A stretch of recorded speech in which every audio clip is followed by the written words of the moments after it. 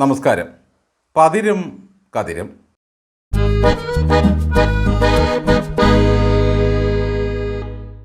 അല്ല, നിങ്ങൾ ഇതുവരെ പുറപ്പെട്ടില്ലേ? പുറപ്പെട്ടു. ഞങ്ങൾ അരമണിക്കൂർ മുൻപേ പുറപ്പെട്ടു. വേണമെങ്കിൽ അത് 1 മണിക്കൂർ മുൻപേ ആക്കാം. സിദ്ദിഖ് ലാലിൻ്റെ സിനിമയിലെ ഈ ഡയലോഗ് കേട്ട് പൊട്ടിച്ചിരിക്കാത്തവരില്ല. ഓരോ മനുഷ്യർ മാറുന്നതും ദുർവൃത്തികൾ നീങ്ങുന്നതും എത്രയൊക്കെ പെട്ടെന്നാണ്. 29-ാം തീയതി വീണ്ടും ഹാജരാകണമെന്ന് പറഞ്ഞാണ് വീണാട്ടിക്ക് ED സമൻസ് അയച്ചിരുന്നത്. എന്നാൽ ഇതാ 3 ദിവസം മുമ്പ് തന്നെ വീണാട്ടി ഹാജരായിരിക്കുന്നു. മിഥുനത്തിലെ മൂലം നക്ഷത്രം ഈ വക കാര്യങ്ങൾക്ക് കൊള്ളില്ല. അതുകൊണ്ട് നേരത്തെയാക്കി. മനുഷ്യർ നന്നാകാൻ നിമിഷം മതിയെന്ന് പറയുന്നത് ഇതിനാണ്. മകൾ EDക്ക് മുമ്പിൽ പോയി വിറയ്ക്കുമ്പോൾ അച്ഛൻ സഭയിൽ VDക്ക് മുമ്പിൽ മുട്ടിലിഴയുകയാണ്. 29-ന് ഹാജരാകാനാണ് ED സമൻസ് കൊടുത്തിരുന്നത്. പിന്നെ എന്തിനാണ് വീണാട്ടി ഇത്ര നേരത്തെ ഹാജരായത്? അതെന്തായാലും SFIO ഏതാണ്ട് 10-20ഓളം പ്രധാനപ്പെട്ട രേഖകളാണ് EDക്ക് നൽകിയിട്ടുള്ളത്. ഇനി അത് വെച്ചുള്ള ചോദ്യം ചെയ്യലാണ്. ഇന്നൊന്ന് വരുമോ എന്ന് ED വീണയോട് ഫോണിൽ ചോദിച്ചു. അതിനെന്താ, വരാമല്ലോ എന്നായി. അങ്ങനെ എല്ലാവരുടെയും കണ്ണുവെട്ടിച്ച് 9:30 ഓഫീസിലെത്തി. വീണയെ സംബന്ധിച്ചിടത്തോളം നിർണായകമായ ഒരു ദിവസമാണിത്. ഇന്ന് സാമ്പത്തിക ഇടപാടുമായി ബന്ധപ്പെട്ട രേഖകൾ സഹിതമുള്ള ചോദ്യം ചെയ്യലാണ്. മകളെ സാമ്പത്തിക അഴിമതി കേസിൽ EDക്ക് മുമ്പിൽ വിട്ടുകൊടുത്തിട്ടാണ് അച്ഛൻ അഴിമതിക്കെതിരെ നിയമസഭയിൽ വൻ പോരാട്ടം നടത്തിക്കൊണ്ടിരിക്കുന്നത്. രേഖകൾ മൊത്തത്തിൽ പരിശോധിച്ച ED ഇപ്പോൾ തന്നെ ഞെട്ടിയിരിക്കുകയാണ്. ഒരു സാധാരണ കമ്പ്യൂട്ടർ സെൻ്ററുകാരന് ചെയ്യാനുള്ള പണികൾ മാത്രമാണ് രേഖപ്രകാരം നൽകിയിട്ടുള്ളത്. ഒരു IT കൺസൾട്ടൻറ്റിനെ കൊണ്ട് ചെയ്യിക്കേണ്ട ഒരു പണിയും ഇതിലെങ്ങുമില്ല.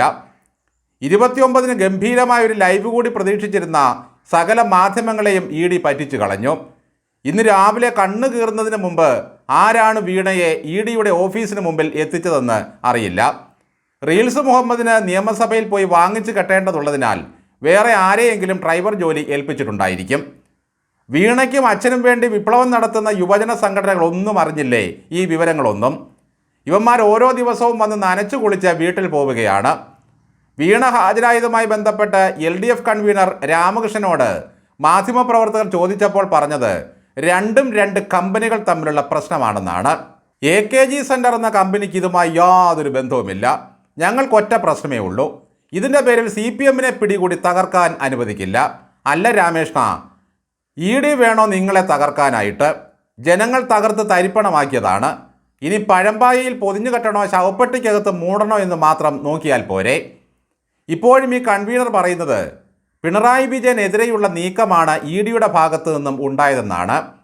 എന്നാൽ പിണറായി വിജയൻ റെയ്ഡിൻ്റെ പിറ്റേ ദിവസം പറഞ്ഞത് അന്നോടൊന്നും ചോദിച്ചില്ല, അനക്കൊന്നും അറിയില്ല, ഞാൻ അവിടെ വെറുതെ ഇരുന്നു എന്ന് മാത്രമാണ്. എൻ്റെ രാമേഷ്ണ, പിണറായി വിജയനെ ED തകർക്കേണ്ട ആവശ്യമില്ല. സഭയ്ക്കകത്തിട്ട് VD തകർത്തുകൊണ്ടിരിക്കുകയാണ്. സ്വന്തം മണ്ഡലത്തിൽ രാമകൃഷ്ണൻ സഖാവിനെ തകർത്തതാരാണ്? ഇപ്പോഴും കൊഞ്ഞനം കുത്തിക്കൊണ്ട് ഈ സഖാവ് നാട്ടുകാരോട് ചോദിക്കുകയാണ് പിണറായി വിജയൻ്റെ വീട്ടിൽ ചെന്ന് അദ്ദേഹത്തെ തടഞ്ഞു വെച്ചത് എന്തിനാണെന്ന്.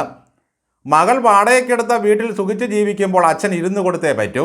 അല്ലെങ്കിൽ AKG സെൻറ്ററിൻ്റെ ഫ്ലാറ്റിലെങ്ങാനും വന്ന് താമസിക്കണമായിരുന്നു. വലിയ ഇൻ്റർനാഷണൽ കമ്പനിയാണെന്ന് രാമകൃഷ്ണൻ പറഞ്ഞ ഈ എക്സാലോജിക്കിൻ്റെ മേൽവിലാസം എന്താണെന്ന് നിങ്ങൾക്കറിയാമോ സഖാവേ?